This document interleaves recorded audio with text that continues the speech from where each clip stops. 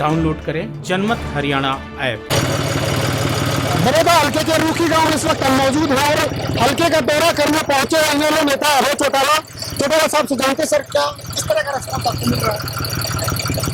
मैं कल कार्यक्रम शुरू करे, मैंने रोजाना 5 गांव रखे हैं और कल मैं 11 बजे पहले गांव में मैंने इंटर किया और 11 बजे से मैं ये मान के चलता था कि ज्यादा से ज्यादा 7 बजे तक 5 गांव में कवर कर लूंगा, लेकिन मुझे रात के 2:30 बज गए। अगर 2:30 बजे तक लोगों ने मुझे अपने बीच में रखा तो फिर इससे आप अंदाजा लगा सकते हो कि लोगों ने एक मन बना लिया कि ये जो उपचुनाव है, इस उपचुनाव से हम एक बड़ा बदलाव करेंगे। इस इंडियन नेशनल लोकदल पार्टी को कांग्रेस, बीजेपी और जेजेपी तीनों ने मिलकर के खत्म करने की एक षड्यंत्र रचा। लोग नए सिरे से इंडियन नेशनल लोकदल पार्टी को तो फिर उसी मुकाम पे पहुंचाएंगे। इन लोगों की असलियत जो है इस चुनाव में लोगों के सामने आ जाएगी। ट्रैक्टर पर सवारी कर रहे हैं, रूखी गांव में प्रवेश कर रहे हो, तो क्या संदेश देना चाहते हो आप लोगों को? मैंने खेती करी है। मैं जब अपनी कॉलेज की पढ़ाई पूरी कर करके आया था तो चौटाला साहब उस वक्त पॉलिटिक्स में बहुत सक्रिय थे, अजय सिंह पढ़ाई कर रहे थे। मेरी जिम्मेवारी फार्म की लगी थी और मैं जब अपनी खेती शुरू करी तो मैंने किसी दूसरे पे निर्भर नहीं किया। मैंने स्वयं अपने खेत जोए, स्वयं बुआई करी, स्वयं बिजाई करी और हरियाणा के देश के सर्वोच्च फार्मर्स में मुझे सम्मानित भी किया गया, जबकि कोई केंद्र में हमारी सरकार नहीं थी कि कोई मुझे बड़े फार्मर का या कोई मुझे सर्वोच्च फार्मर का अवार्ड देता। मैंने बागवानी में नए मुकाम पैदा किए और आज भी जब लॉकडाउन चल रहा था, गेहूं पक करके तैयार थी, लेबर थी नहीं।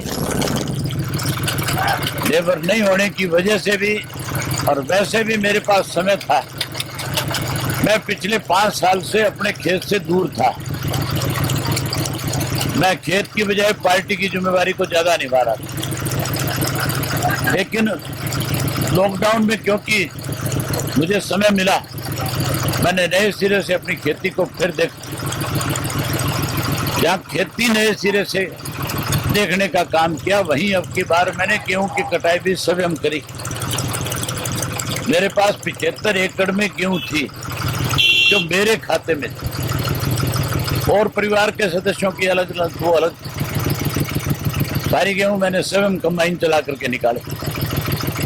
मुझे दिखावा करने की जरूरत नहीं। मेरे बारे में आप वहां जाकर के पूछोगे तो आपको सब लोग खुल करके बताएंगे कि इससे अच्छा, इससे बड़ा जमींदार कोई नहीं है। आज बड़ौदा इलेक्शन होना है, जल्दी चुनाव होना है बड़ौदा में, ट्रैक्टर की सवारी कर रहे हो, संदेश क्या है आपका? पूरी तरह ग्रामीण हल्का है बड़ौदा। ट्रैक्टर जो है पार्टी के कार्यकर्ता लेकर के आए, किसान की निशानी है।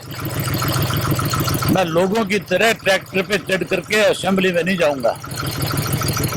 मैं तो ट्रैक्टर पे चढ़ करके ट्रैक्टर चलाने वालों को ट्रैक्टर से बुआई बिजाई करने वालों पे जाऊंगा। मैं दिखावा करने में विश्वास नहीं रखता। लोग तो ट्रैक्टर लेकर के पार्लियामेंट में भी गए। लोगों ने तो किन्नू के बाग में खड़े होकर के किन्नू के हाथ लगा करके भी कहा था मैं खेती आता। मैंने बहुत लोगों को गेहूं काटते हुए देखा खेतों में, वो केवल दिखावा करते हैं। सर बीजेपी बोलती है कि हम ये सीट कभी नहीं जीते, बीजेपी और कांग्रेस और इनेलो लगातार जीतती रहे और आज हल्के में जो हाल है वो इन दोनों पार्टियों की वजह से। भारतीय जनता पार्टी जो है अपनी जमानत नहीं बचा पाए। मैं तो ये कहता हूं कि जिस जेजेपी ने लाखों लोगों की भावनाओं को ठेस पहुंचाया, बीजेपी का जेजेपी का कोई समझौता नहीं है। पहले जेजेपी भी यहां लड़ी थी, बीजेपी भी लड़ी थी। अब जेजेपी को भागना नहीं चाहिए, चुनाव लड़ना चाहिए, दोनों को अलग अलग लड़ना चाहिए। क्योंकि पहले भी कोई इनका आपस में समझौता थोड़ा ही था कौन कौन सी सीट से लड़े। आज भी कोई ये समझौता थोड़ा ही है कि हम कौन सी सीट पे कौन लड़ेगा और कौन सी पे आगे कौन लड़ेगा। आज भी तो स्वार्थ का समझौता है। तो फिर इनको अब फिर अपनी अपनी लोकप्रियता के लिए पता लाजमाना चाहिए कि बीजेपी ज्यादा लोकप्रिय है कि जेजेपी ज्यादा लोकप्रिय। जितेंद्र हुड्डा आपकी पार्टी को वोट काटू कहते हैं यहाँ पर कि बड़ौदा में कुछ लोग वोट काटने आएंगे। भूपेंद्र हुड्डा ने भी इस तरह का बयान दिया सिकंदी तक का। ये भाजपा की भाषा बोलते हैं, भाजपा के साथ मिले हुए हैं। अगर भाजपा से ना मिले होते तो दीपेंद्र हुड्डा राज्यसभा में नहीं जा सकता। उनको कहो ना कि तुम्हारे सामने बैठ करके ये बात करते हैं कि वोट काट लो। एक मंच पे मेरे साथ है ना, जब मंच पे आएंगे तो फिर लोगों को इनकी असलियत का पता लगेगा कि ये कौन लोग हैं। मैं वोट काटने वाला नहीं हूं, मैं तो लोगों के सामने इनको बेनकाब करने वाला हूं। लोग मेरे से ज्यादा इनको जानते हैं। लोगों को इस बात का आज एहसास है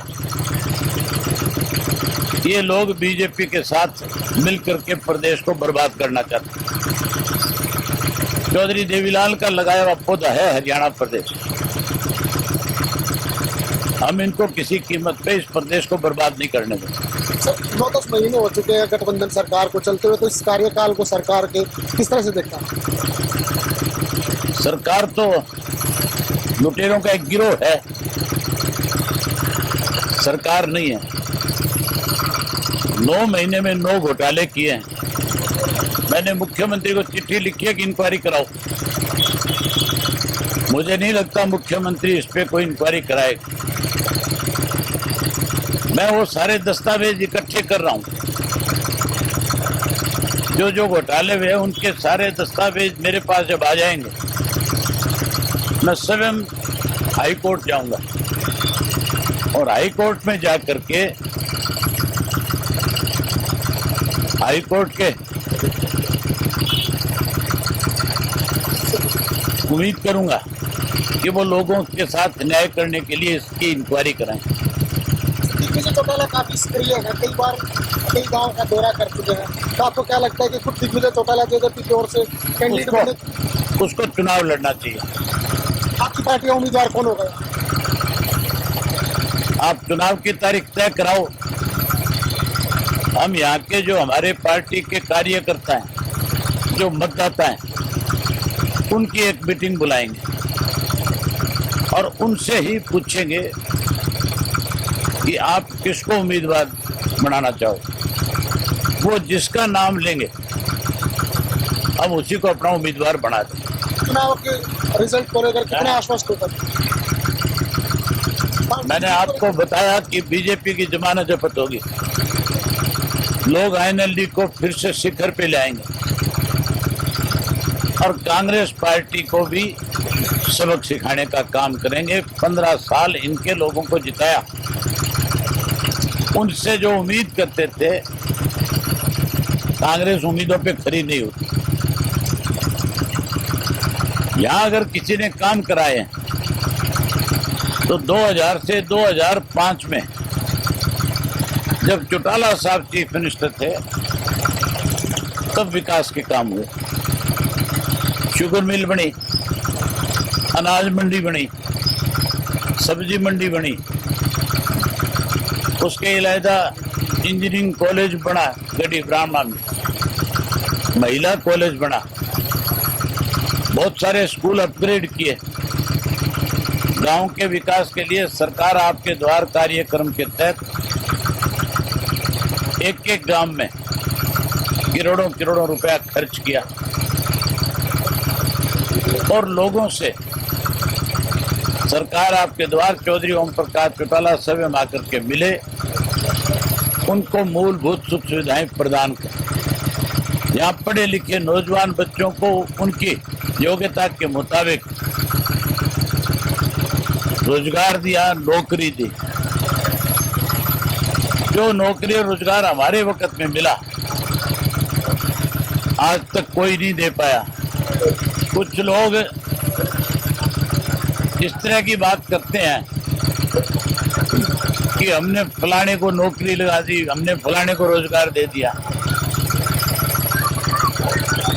अगर उनकी इतनी औकात है तो आज कोई 4 आदमी लगा करके दिखाए।